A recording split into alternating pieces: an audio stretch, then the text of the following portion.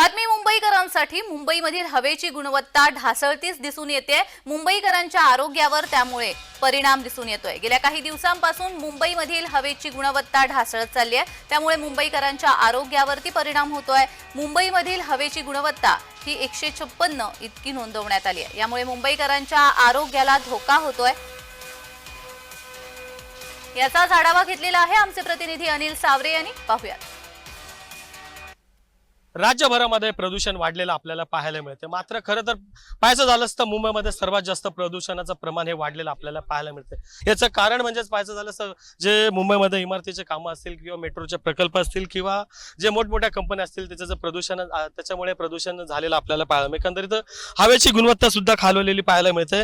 त्याच अनुषंगाने आपल्यासोबत बोलण्यासाठी काही पर्यटक आहेत, त्यांच्याशी बातचीत करणं. तर काय सांगाल, आपण मुंबई फिरायला आला तर कसं वाटतंय मुंबईमध्ये? मी आज पहिल्यांदाच आली आहे पुण्यावरून मुंबईला फिरायला. इथे आल्यावर बघते तर काय समुद्राच्या साईडला खूपच जास्त कचरा दिसतोय, प्रदूषण दिसतंय. डोळ्यांना इथे जेव्हापासून आली आहे तेव्हापासून फक्त आणि फक्त डोळ्यांना त्रासच होतोय. खूप जास्त साईडला प्रदूषण दिसतंय.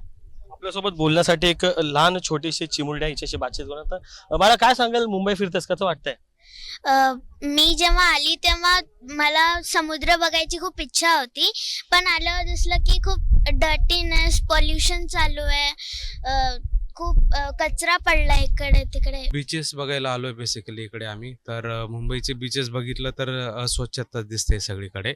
उपाययोजना दिसत नाही आहेत, चांगले बीचेस नाही आहेत. आता मी ॲक्च्युली फॉरेनमध्ये पण जाऊन आलोय. आफ्रिकाज इवन साऊथ आफ्रिकाज आणि टांझानिया. तर तिकडे चांगले बीचेस असतात. जे क्वालिटी आहे वॉटरची समुद्राच्या, तर त्याच्यामध्ये माहीत नाही का काय काय प्रदूषण होतं, कोणत्या कंपनीचे पाणी जातं वगैरे घाणेरडं.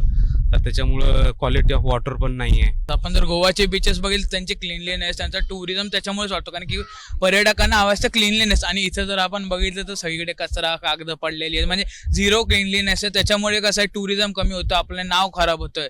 तर गव्हर्नमेंटकडे एवढी इच्छा की आपलं जे क्लीनलीनेस ॲटलीस्ट नीटनेटकेपणा तो तरी ठेवा. कॅमेरा पर्सन स्वप्नील अनिल सावरे, जमाशा न्यूज, मुंबई.